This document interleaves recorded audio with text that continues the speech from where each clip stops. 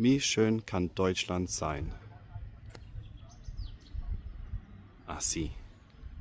Buen dia und herzlich willkommen zu unserem neuen Video 158. Nach längerer Pause melden wir uns zurück. Das hat auch seine Gründe. Und zwar, ich musste leider nach Deutschland zurück, aus einem ganz, ganz traurigen Grund. Oder zwei traurige Gründe eigentlich. Und das war für mich das erste Mal, dass ich nach 4 Jahren Paraguay zurück in Deutschland bin. Was soll ich sagen? Es hat mich umgehauen, ne? Im Gute als auch im Negative. In diesem Video zeige ich euch, was mich tatsächlich begeistert hat in Deutschland und was mich tatsächlich auch richtig schockiert hat. Ich wünsche euch ganz, ganz viel Spaß dabei beim Video. Bleibt dran, schaut das Video ganz. Ich habe mehrere Fragen an euch, ob es nur mir so geht oder ging. Und bin gespannt auf eure Antworten. Im Hintergrund seht ihr auch übrigens, es wird kräftig weiter gebaut. Dazu mehr in den kommenden Videos. Aber jetzt wünsche ich euch ganz, ganz viel Spaß beim Video. Bis dann, ciao.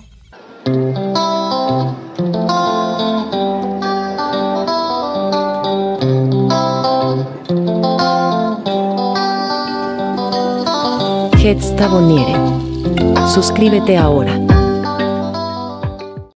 Ja, der erste Eindruck. Ich bin gelandet in Frankfurt. Nee, das war nicht der erste Eindruck. Der erste Eindruck war eigentlich tatsächlich, wir sind geflogen über Spanien, Madrid. Also Asunción nach Madrid mit Air Europa und von Madrid dann nach Frankfurt. Und ich schaue mir Spanien von oben an. Ich schaue mir Frankreich von oben an. Und je näher ich der deutschen Grenze dann komme, sehe ich dann die ganzen Windpikes von oben. Und ich muss sagen, sorry, meine persönliche Meinung, es ist brutal hässlich. Ja, es sieht einfach scheiße aus. Und wenn man da mal von oben sieht, vom Flugzeug, ja, wie viel Wälder oder Waldfläche eigentlich dafür gerodet werden, um diese Dinger hinzustellen, muss ich sagen, habe ich persönlich kein Verständnis dafür. Aber wie gesagt, meine persönliche Meinung. Aber was mir direkt auffällt, ist Spanien von oben schön, Frankreich schön, dann fliegst du nach Deutschland, dann kommen die ganzen Windpikes. Das ist schon hässlich. Dann ging es weiter, dann sind wir tatsächlich gelandet in Frankfurt und ich habe ja ganz, ganz tolles Wetter mitgebracht aus Paraguay, weil die ganze Zeit war ja nicht so tolles Wetter in Deutschland. So tolles Wetter, schön. Endlich mal wieder Autobahn fahren. Sehr verregnet und ich bin dann gelandet und wir haben es tatsächlich dann auch schön warm gehabt. Ich glaube 30, 31, 32 Grad. Und dann ging die Türe auf zum Abholbereich und das erste, was mir dann in die Nase flog, sage ich mal, war tatsächlich der Geruch von Marihuana. Das war so mein erster Eindruck. Das ist legalisiert in Deutschland mittlerweile. Ja, und dann haben wir einen Halt gemacht, also Tankstelle. Da hat sich jetzt, da muss ich sagen, hat sich jetzt einiges verändert. Und zwar, ich bin dann rein, habe dann so ein Getränk gekauft und wollte dann den Käpsel abschrauben, aber schaut mal selbst. So, das erste, was mir jetzt auffällt, mir sind ein paar andere Sachen aufgefallen. Das erste, was mir auffällt, ist, ich habe den Käpsel weggerissen, aber die sind festgemacht hier. Ganz komisch. Und da ist er. Ich habe es wegbekommen. Gehört aber nicht so normalerweise. Ich glaube, die sind festgemacht. Ja. Ja, das ist halt einfach eine neue Weltidee. Das ist eine Idee, die die Welt so braucht. Ja, also das sind die wahren Probleme, wo sich da die Politiker in Brüssel mit beschäftigen, ja, dass die Käpsel eigentlich nicht mehr weggehen. Und was ich natürlich auch noch gemerkt habe, beziehungsweise bemerkt habe, ich habe nicht mehr dran gedacht, dass es Pfand ist. Ich wollte eigentlich dann die Flasche im Müll beseitigen. Und hat mein Bruder gesagt, hey, nee, Sasch, da ist noch Pfand drauf. Und dann denke ich, ah ja, schön, dann kann ich ja noch auf die Toilette gehen, ja. Und dann bin ich da reingegangen und früher konnte ich tatsächlich mit 50 Cent in der Tankstelle Pipi machen gehen. Allerdings sind wir da jetzt bei einem Preis von 1 Euro. Das ist dann eine Preissteigerung von 100% in 4 Jahren. Das ist schon krass. Ja, und dann kommen wir auch zu dem Thema, ja, was sich tatsächlich richtig stark verändert hat. Das ist Thema Preise. Ich war ja dann mit meinem Bruder angekommen und das Erste, was ich machen wollte, ich habe ja bei meiner Familie, sind wir zusammengesessen, habe ich sie mal ausgefragt, hey, was würdet ihr eigentlich machen, wenn ihr nach Deutschland zurückkehrt? Ja, was würdet ihr essen? Ja, und habe mir das dann richtig gemerkt und habe mir so eine To-Do-Liste gemacht und habe eigentlich dann alles gegessen, was eigentlich meine Familie gern essen wollte. Und es hat angefangen mit einem Döner und da war eigentlich dann der erste Schock. So, wir essen jetzt der erste Döner. Mit allem. Spezi und mein Bruder isst Pommes. Ich habe mir einen Döner bestellt für meinen Bruder, eine Portion Pommes und 2 Mezzo-Mix. Jetzt ratet mal, was ich bezahlt habe. 16 Euro in Guaranis, so rum, deswegen die 1000. In Guaranis liegen wir da, sagen wir mal, bei 150.000 Guaranis. Das ist schon der Wahnsinn, ne? Also ein Döner, eine Portion Pommes und 2 Mezzomix. Ja, dann haben sie alle mich gefragt, ja, was die Zigarette kostet in Paraguay. Und ich gesagt, ja, umgerechnet so 90 Cent. Und dann haben sie alle von mir geraucht. Dann war die Schachtel ziemlich schnell weg. Ich ging dann weg, wollte eine neue kaufen und dann kam der nächste Schock. Ich bin in der Zigarettenautomat, schaut mal. Alter, die hier wird der Arsch auf, guckt euch das an. So, als wir weggingen, kosteten die Schachtel Zigarette 6 Euro, aktuell 10 Euro. Das ist eine Preissteigerung von 70% in 4 Jahren. Und auch da hammermäßig. Ja, dann war ich beim Bäcker, habe mir 2 kleine Teilchen geholt und habe dafür 6 Euro bezahlt. Also pro Teilchen 3 Euro. Also ich weiß nicht, keine Ahnung, ob ich früher Freundschaftspreise gekriegt habe. Ich glaube nicht bei unserem Nachbar als Bäcker, aber ich habe nie 6 Euro bezahlt. Ihr müsst jetzt lügen, müsste auch da Preissteigerung sein von 80%. Ja, was hat sich verändert? Da kommen wir gleich im Halbzeitresümee nochmal dazu. Was mir auch aufgefallen ist, die ganzen Menschen. Und da kommen wir aber später dazu. Du landest in Frankfurt, du schaust den Menschen ins Gesicht und dann ist mir noch aufgefallen, dass die Leute hier nicht so warten können wie in Paraguay. Die sind nicht so entspannt beim Warten. Die sind so ein bisschen hibbelig. Ich verstehe es mittlerweile, warum, ich sag mal so, keine Lebensfreude da ist. Aber wie gesagt, kommen wir später dazu. Also viele Menschen wirken einfach gestresst, reserviert, ja, wie in der Flughäfen. Man sieht niemand lachen. Es ist alles so angespannt. Man kann kaum warten. Ungeduld. Wenn ich das halt dann vergleiche mit Paraguay, dann wenn ich dann einkaufen gehe oder so, ich werde dann immer noch angelächelt. Es ist halt, also das ist schon ein krasser Unterschied, was ich wirklich gemerkt habe zu Deutschland. Aber auch hier muss ich ehrlicherweise sagen, das ist mir auch damals schon aufgefallen, als ich dann immer aus Kuba dann zurückkam nach Frankfurt. Ich habe immer gemerkt, okay, so es fehlt irgendwas in Deutschland. Es ist eigentlich für mich ist eigentlich traurig.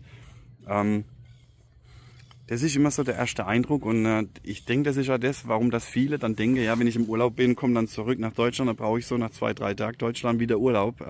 Das kann es nicht sein, nee.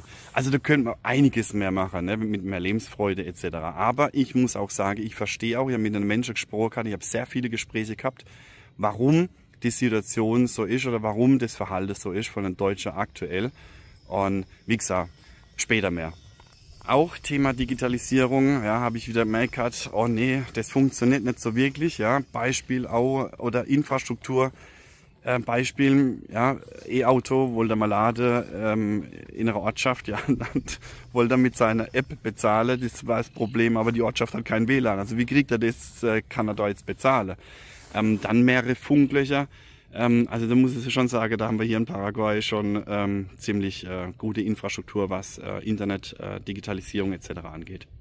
Ja, dann kommen wir zum nächsten Thema. Auch, wie gesagt, warum, es war ja ganz traurig, die Reise. Aber ich hebe mal das Positive vor von der Reise. Es war die Freunde, Familie. Ja, und es war ein überragendes Gefühl, die ganzen Menschen wieder zu sehen, so herzlich aufgenommen worden. Ja, teilweise als wäre man nie weg gewesen. Ich weiß nicht, ihr kennt es ja, ja, gute Freunde zeichnen für mich nicht aus. Man muss jetzt jeden Tag aufeinander sitzen, ja, oder sich jeden Tag treffen, sondern man sieht sich eine Zeit lang nicht und es ist wie am Anfang und Kontakt ist ja immer da gewesen. Es hat leider nicht gereicht, dass er alle besucht. Wie gesagt, es waren nur 12 Tage dann in Deutschland aber ich möchte mir halt bei jedem Einzelnen nochmal bedanken, ja, für die herzliche Aufnahme, Schlafmöglichkeit etc. pp. Das war schon ein ganz großes Kino bei euch.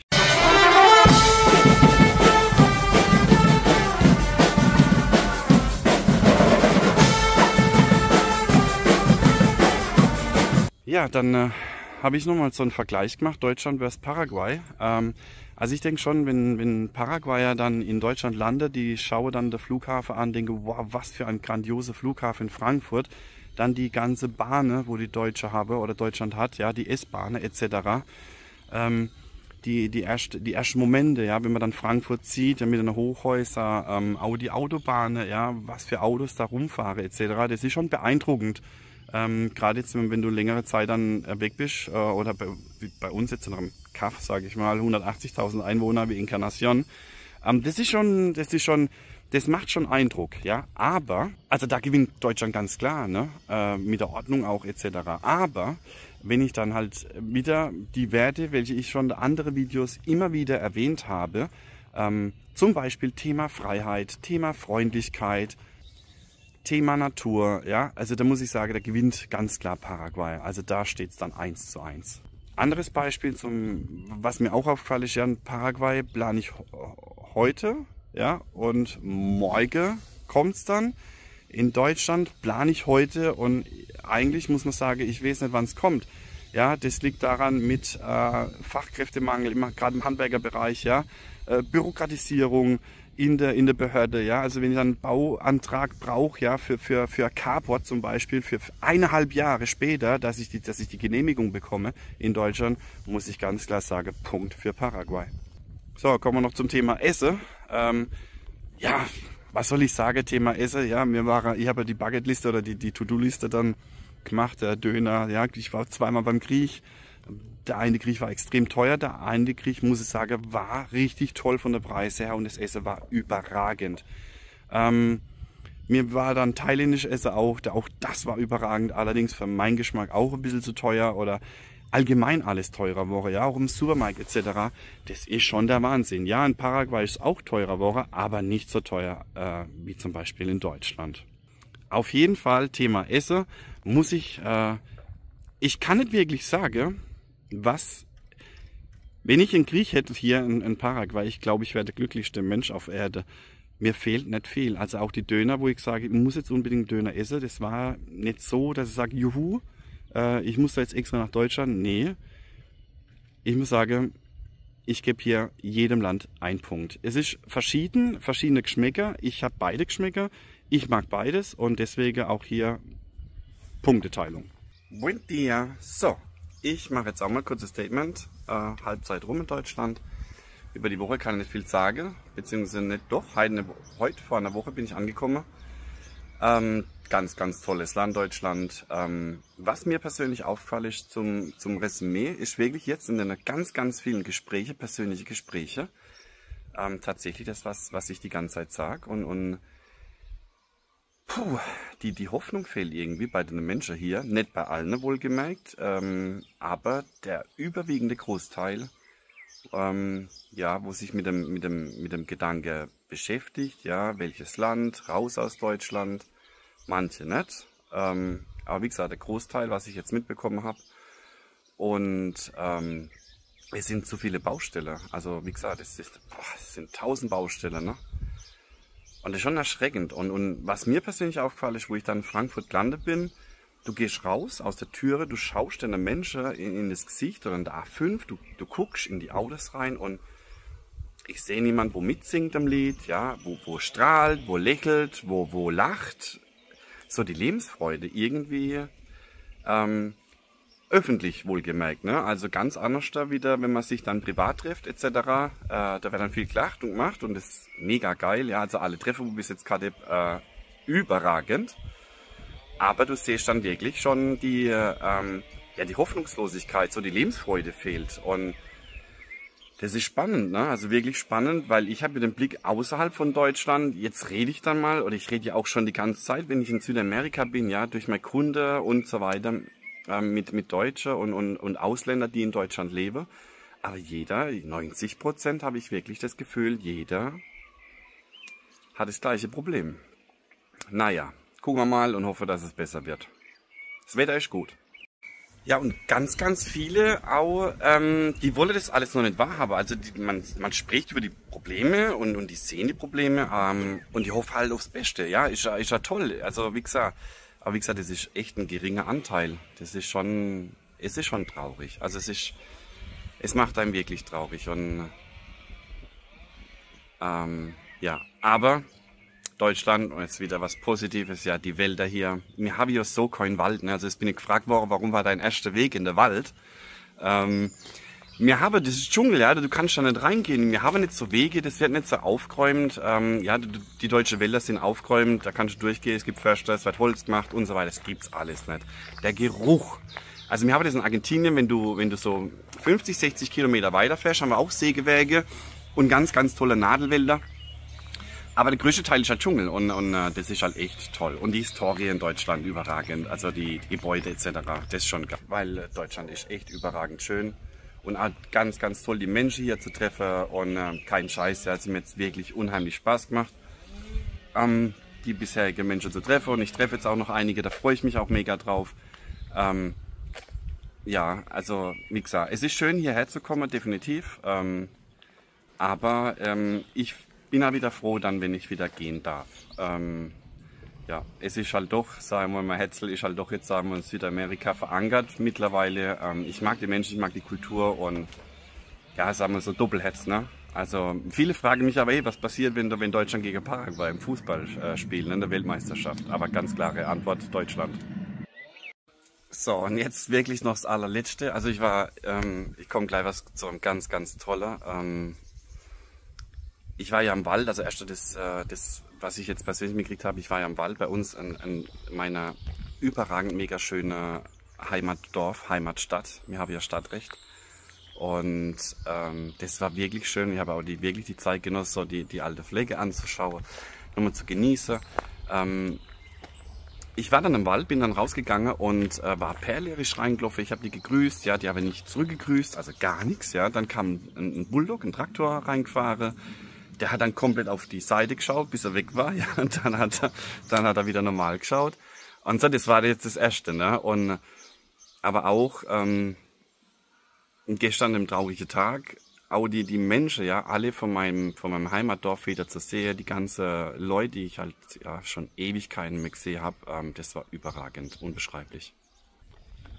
So, dann kommen wir zum nächsten Punkt, die echten Probleme in Deutschland, wo ich dann mit einem Menschen gesprochen habe und was mich dann auch tatsächlich echt schockiert hat.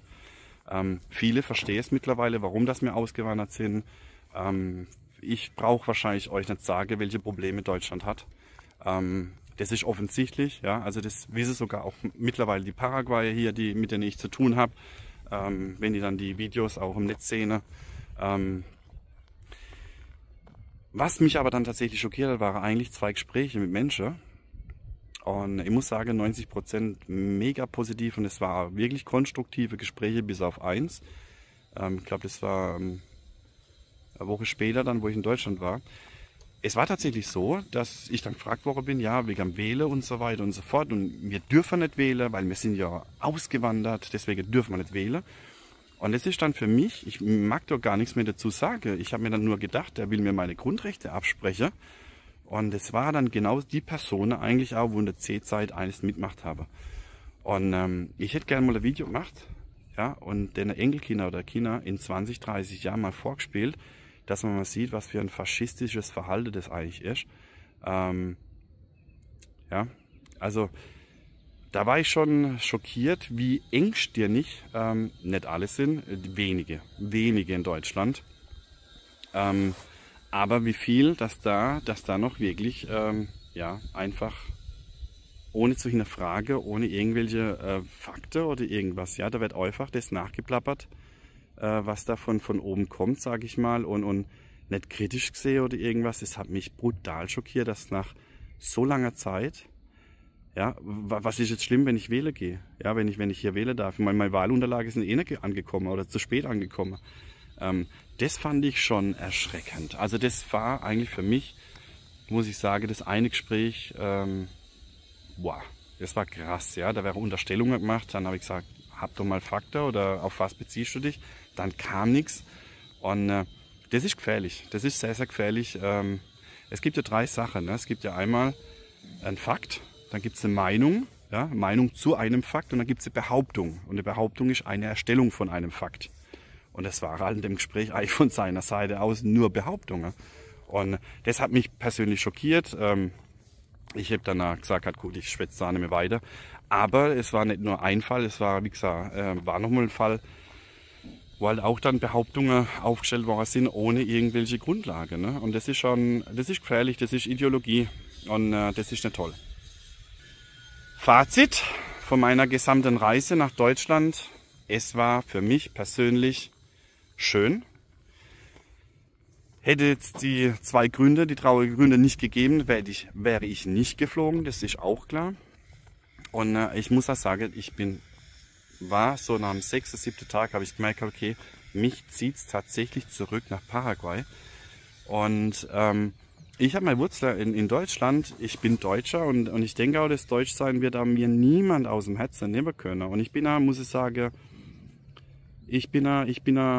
ja, darf man das noch sagen, stolz auf mein Land, was die Leute erschaffen haben in Deutschland. Darauf kann man stolz sein, auf jeden Fall.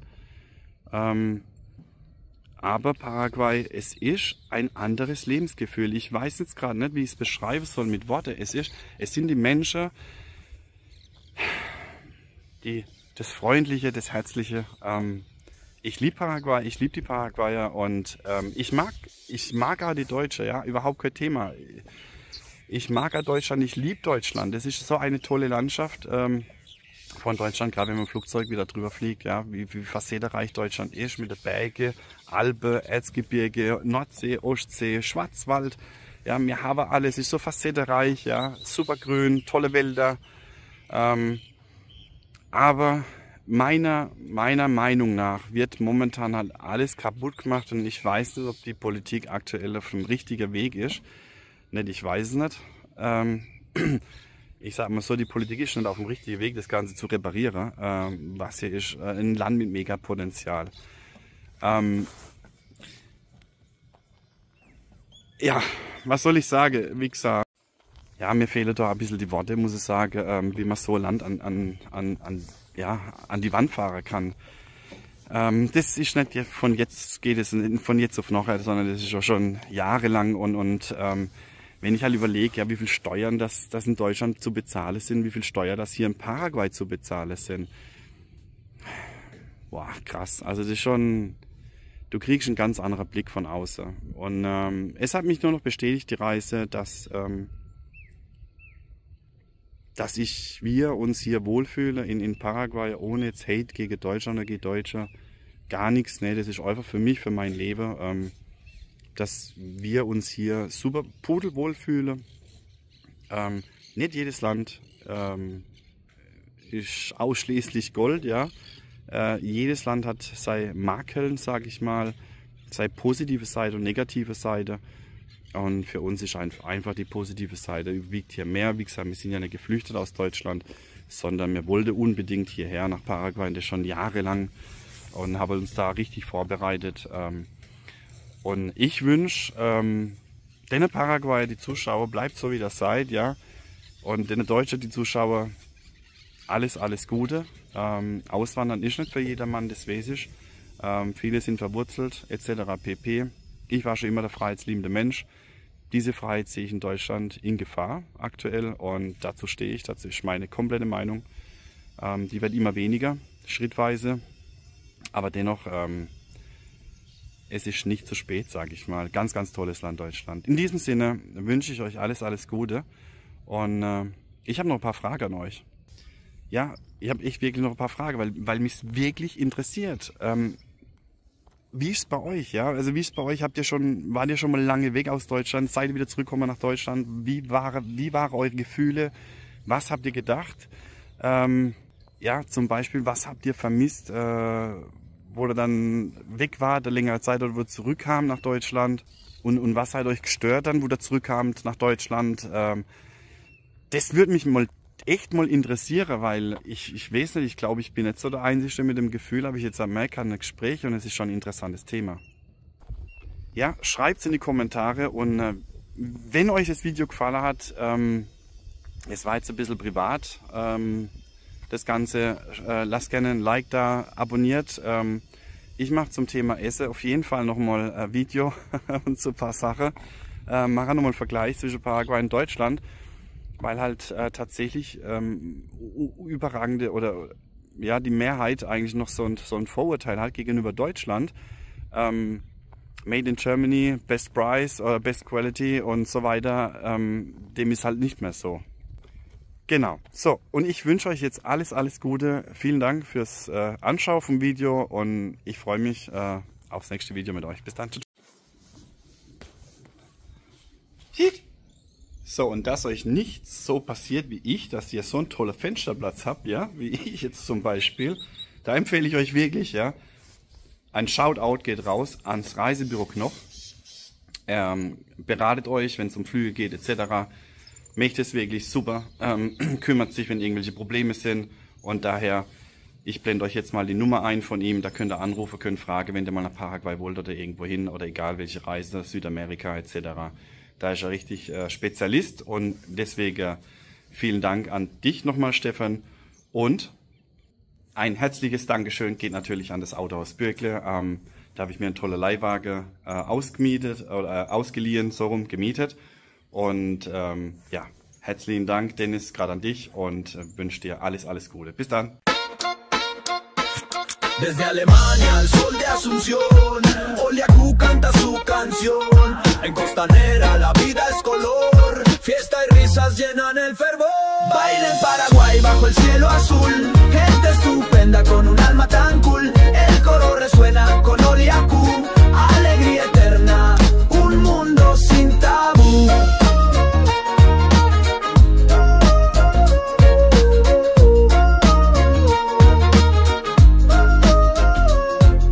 Sasha en su resort, la noche brilló, los Müller brindando, el tiempo paró.